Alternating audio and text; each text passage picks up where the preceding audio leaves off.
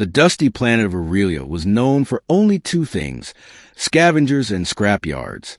For Jacob, a solitary human trader with little else to call his own, it was just another pit stop in his endless journey through forgotten corners of the galaxy.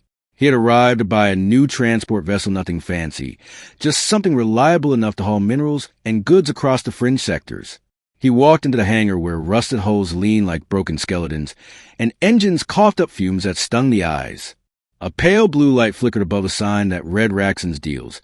Best junk for best prices. Jacob didn't expect much. He never did. Life hadn't taught him to expect kindness or miracles. "Got a beauty here," said Raxon, a four-armed Aurelian, whose face was a mess of ridges and wrinkles. Cargo ship Mark 12 retrofitted, with pulse drives fresh from a mining colony. Runs well. Storage intact. Engine solid. Jacob examined the ship. Its silver body was scratched and scorched, its paint nearly gone, but he could see past the damage. It was sturdy. The inside was dark with only emergency lights blinking like tired stars. It smelled like oil and metal, and something faint and sweet. He walked into the storage hold. Boxes lay scattered, some torn open. Strange. He tilted his head, listening. There was again a soft rustling. He moved slowly, quietly toward the sound. Then a cough. A tiny one, almost like a child. He pulled open a crate and froze. Inside were two beings, one taller, one smaller, huddled together wrapped in what looked like ship fabric. Their skin was pale violet, their eyes large and shimmering, their faces thin and tired. The larger one gasped, pulling the smaller figure closer, shielding it. "Please," she said, "we mean no harm." Jacob took a step back. You're not supposed to be here." The child was barely conscious, its small body trembling.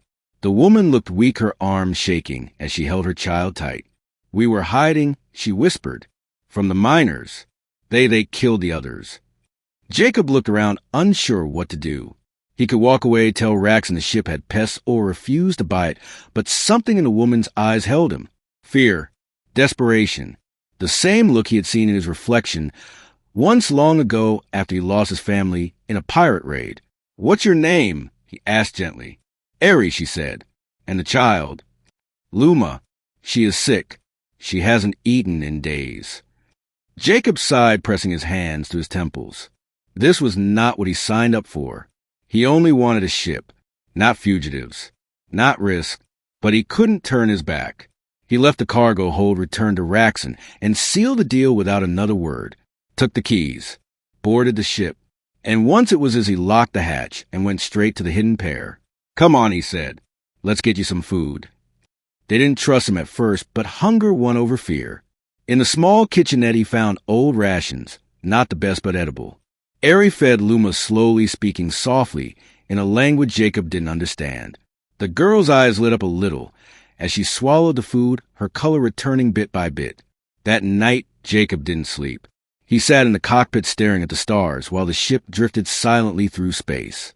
He thought about laws, about what would happen if the Union Patrol found them. Harboring illegal passengers, especially alien from war-torn zones, was a crime. But he also thought about how hollow his life had become. Empty flights, empty trades, an empty seat beside him. Over the next few days, Jacob flew, low, staying off the major routes. He stocked food and medicine in quiet outposts where no one asked questions.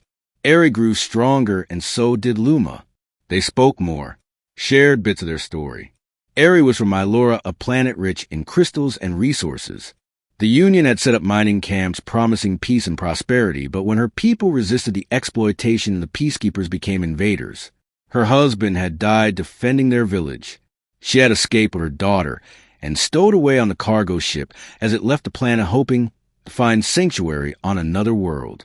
Jacob listened without interrupting. His heart ached with memories of his own loss. Different story, same pain. As the weeks passed, something changed. The ship no longer felt cold. Luma's laughter began to fill the hallways. She drew pictures on the walls, strange creatures in bright skies, and called Jacob Uncle Jack. He taught her how to pilot, taught Eri how to fix panels and manage the engine. The three of them became a team. Jacob found himself smiling more, feeling less like a ghost. But peace never lasts in the galaxy. It happened on a supply run. Jacob landed on a remote station to buy fuel and parts.